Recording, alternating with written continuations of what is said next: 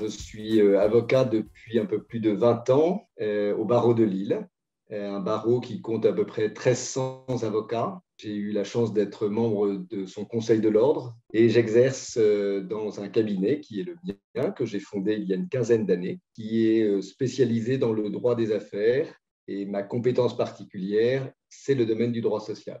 Pourquoi on parle de la médiation alors qu'on parle de justice?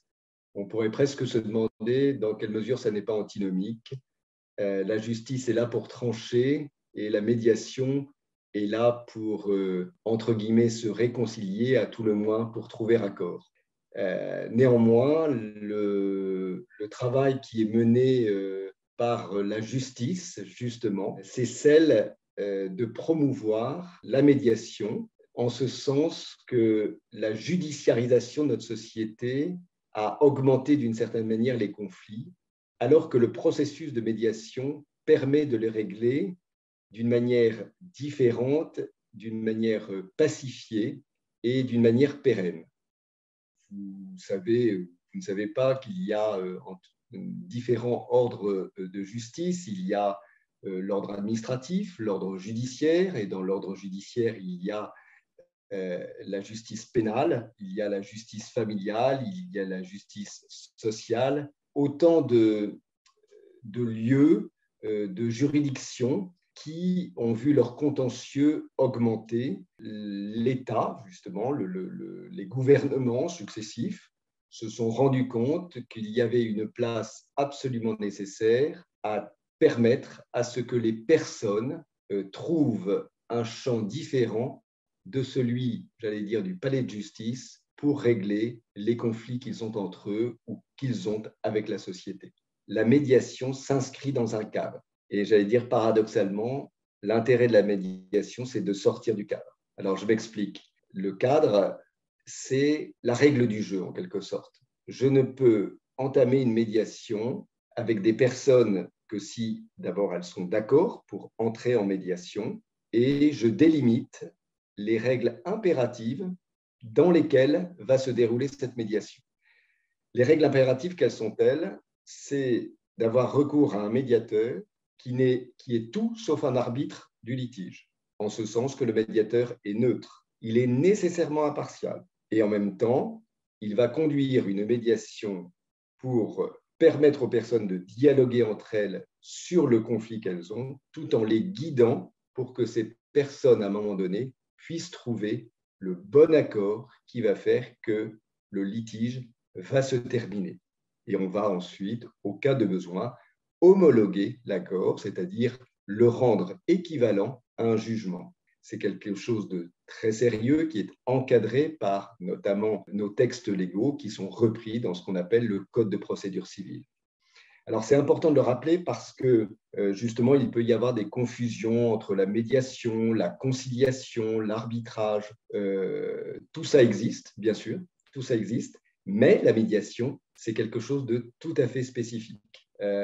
Simplement, peut-être pour vous donner un exemple, litige important dans le domaine du droit du travail entre une responsable et puis un délégué syndical qui est en même temps son subordonné et qui se trouve être discriminé, en tout cas c'est comme ça qu'il le vit, par cette nouvelle responsable qui n'était autre qu'une collègue, c'est-à-dire placée à l'équivalent en termes hiérarchiques de lui. Et donc, en fait, vécue comme une souffrance au travail, et pour elle, une impossibilité en fait de mener à bien la mission qui lui était demandée, la promotion qu'elle avait eue, et donc son N+1, comme on dit dans l'entreprise, de ne plus supporter que celle qu'il avait portée à ses responsabilités ne puisse véritablement les exercer.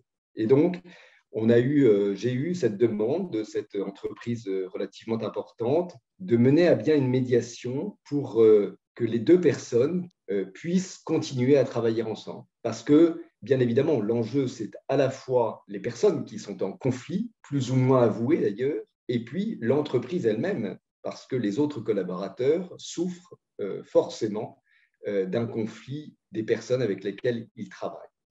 Et donc, nous avons mené cette médiation qui a permis je dois dire, de libérer beaucoup la parole. beaucoup. On l'a fait à pas cadencés. Les réunions se succèdent. C'est important d'avoir un calendrier relativement précis. Et puis, la parole se libérant, on arrive à trouver les moyens de lister à la fois les difficultés, les possibilités de revenir sur le travail, sur la façon d'organiser celui-ci, de respecter les compétences et les pouvoirs qu'a chacun. Voilà, donc un gros travail d'approche. La justice n'aurait rien pu faire à cela, et pourtant c'est un litige. Et modestement, en écoutant, en respectant chacune des personnes, eh bien, nous sommes arrivés à ce qu'elles trouvent un accord ensemble. Je rappelais tout à l'heure qu'il s'agissait d'un processus volontaire, ou en tout cas, si je ne l'ai pas clairement indiqué, je vous le dis maintenant.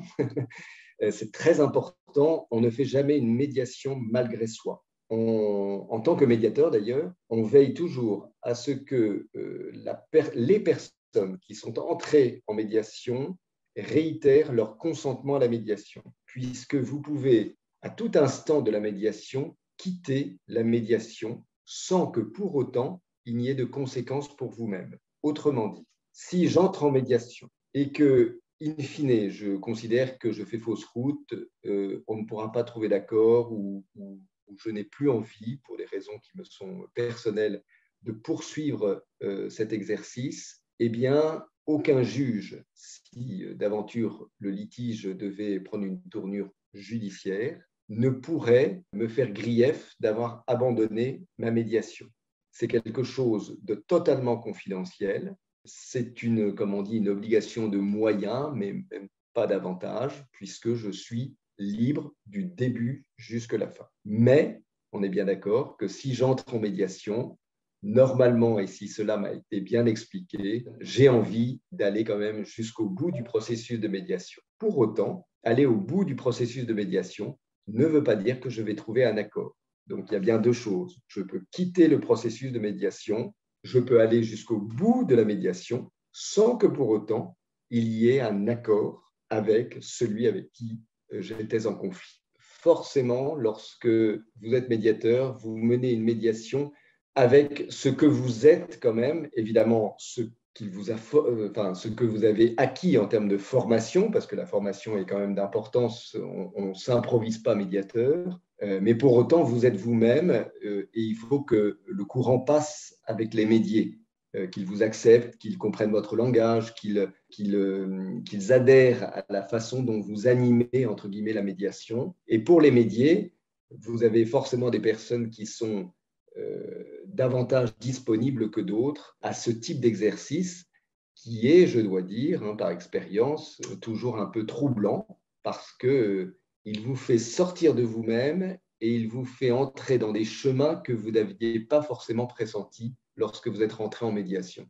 C'est pour ça que tout à l'heure, je vous parlais du cadre en vous disant, mais la médiation, c'est aussi sortir du cadre. Et c'est là où entre guillemets, sans être naïf, mais la magie s'opère, c'est que ce que vous pensiez au départ en tant que médié n'est pas ce qui va sortir in fine de la médiation. C'est extrêmement fort. Je suis formé et rompu à la justice puisque j'y ai consacré maintenant une grande partie de ma vie professionnelle. Donc, je suis très respectueux de la justice. C'est un pilier, je le dis sans grandiloquence, mais vraiment un pilier de notre société démocratique. Je milite d'ailleurs pour que nous ayons des palais de justice qui soient dans la rue, j'allais dire, mais très accessibles parce que c'est très important que le justiciable, le citoyen, reconnaisse son palais de justice. Je pense que c'est aussi un endroit solennel, donc le caractère symbolique d'un palais de justice est extrêmement important. Donc, j'allais dire, tout ça, j'y tiens et je veux, entre guillemets, prendre ma part là-dedans. Donc, je ne veux pas opposer la médiation à la justice, mais je dois reconnaître quand même que la justice, malheureusement, est devenue un endroit beaucoup plus fermé qu'il ne l'était auparavant, que la distance entre le justiciable et le juge est de plus en plus importante, que le droit à la parole est malheureusement quelque peu bridé. J'en veux pour preuve pour les avocats où on plaide de moins en moins parce que tout est de plus en plus écrit. Bien évidemment, l'écrit est nécessaire, mais la parole ô combien est importante. notamment pour celui qui est derrière vous, c'est-à-dire votre client qui entend sa cause plaider. Donc, partant de là, puisque la justice a décidé, pour des raisons diverses, de brider quelque peu la parole, la médiation, bien évidemment, est un espace de parole, à mon avis, très important et qui a un avenir absolument certain. Je ne connais aucun médié qui est sorti d'une médiation en claquant la porte. Ça montre quand même, alors que le lieu pourrait le permettre, puisque la médiation se passe dans des lieux neutres. Il n'y aura pas de caméra, il n'y aura pas d'appariteur, il n'y aura pas de policier, pas de difficulté. Pour autant, quand un médié quitte une médiation, il le quitte de manière tout à fait courtoise, correcte en tous les cas. Et donc, ce qui me fait dire justement que la personne en médiation pense, PANSE, déjà quelques blessures, en ce sens que être écouté, c'est déjà un chemin pour considérer être respecté, pour pouvoir être bien évidemment entendu. Je sais que dans le temps, il existait ce qu'on appelait des juges de paix. C'était un mot magnifique. Là, vous avez parlé d'humanisation. Et bien, il y a ce parallèle qu'on peut faire avec la justice de paix. Le juge, d'ailleurs, c'est dans sa mission qui existe toujours, qui est celle de concilier les parties. Eh bien, je forme le vœu que la justice, j'allais dire comme la médiation, puisse contribuer à la paix. Ça n'effacera aucun litige, mais ça permettra à tout le moins de les régler. Le métier, entre guillemets, de médiateur, ou plus exactement la fonction de médiateur, n'est pas réservée aux avocats. Elle est ouverte à tous, pourvu qu'on ait une appétence à traiter, je dirais, des conflits ou à tout le moins à apporter sa pierre pour qu'il trouve une solution humaine et durable. Et donc, le psychologue, le médecin, l'infirmier, l'assistant social, l'ingénieur, s'il trouve de l'intérêt à investir ce champ de règlement des litiges, peut se former effectivement pour devenir médiateur. L'honoraire, on va parler d'honoraire, de médiation, est libre. Il n'y a pas de réglementation de la médiation. La médiation judiciaire, puisque c'est le juge qui nomme le médiateur, et donc là, il va fixer une provision due au médiateur. On a un peu tous les cas de figure entre 100 à 150 euros ou un peu plus de l'heure pour les médiateurs. Et en médiation conventionnelle, on va trouver ce type également de barème, 150 à 200 euros de l'heure, en sachant qu'une médiation, alors là, ça dépend évidemment des médiateurs, mais normalement, ne doit pas durer plus de 3 mois. Je rassure, c'est pas quotidien qu'on tient la médiation, mais il faut effectivement faire en sorte qu'elle ne dure pas trop longtemps pour que le coût soit évidemment possible pour les médiés, en sachant que dans le cadre de la médiation, sauf cas un peu exceptionnel, les frais sont partagés entre les deux médiés. Et la convention de médiation prévoit le prix qui sera à payer, définit exactement les modalités de celui-ci, et donc il n'y a pas de piège pour les médiés qui savent exactement dans quelle fourchette de prix cette médiation va se dérouler.